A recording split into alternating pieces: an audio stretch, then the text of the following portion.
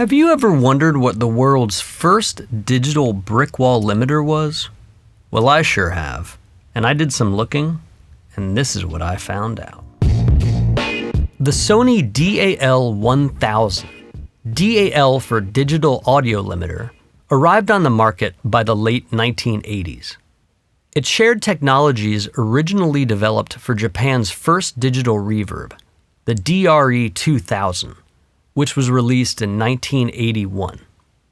The DAL 1000 consisted of a single rack space unit and a dedicated remote control.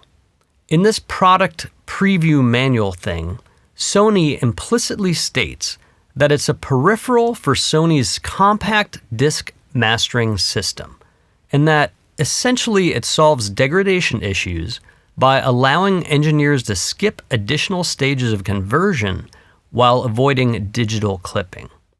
Big issues at the time. Looking at the second page, under Features, you can see that Sony is claiming this to be the world's first digital limiter which can achieve the 0-word attack time. A little side note, when I was doing my initial research on my initial question, I kept running across another contender, and that is the Neve Digital Transfer Console, or DTC. Debuting sometime in the mid to late 80s, these featured a peaklimiter as one of their optional processors. According to Steve Burson, it didn't really sound that great. It used non-dithered 16-bit DSP, and I'm not sure how Brickwall it actually was.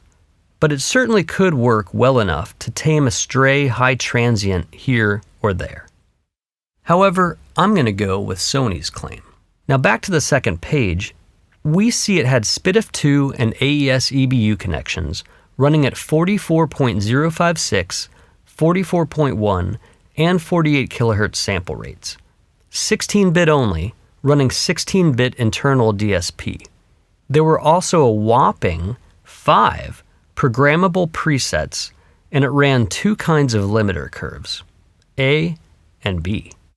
It looks like there were controls for ratio, 0 to 100%, digital input attenuation, and something called digital balance. Sampling frequency was selected automatically.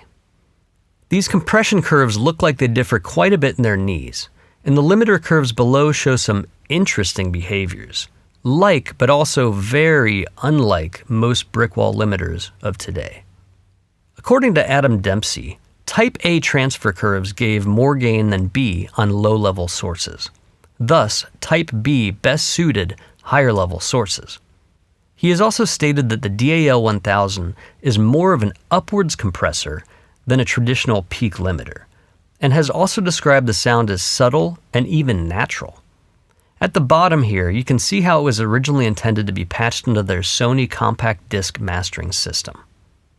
So, how does this thing sound, and when was it released? I don't know. Supposedly, a 24-bit version of the DAL is included in the Sony DPS V77. So I guess that would be one way to hear the DAL 1000 algorithm. Does anybody out there know? Could you let me know? I'm pretty curious, and I'm sure other people are, and if you send in some stuff, we can make another video. But until then. If you enjoyed this video, go ahead and give it a like, and please remember to subscribe to the Fuzzywallz channel. Anything you'd like to add, feel free to leave a comment. And when that final mix is ready for mastering, Fuzzywallz is standing by.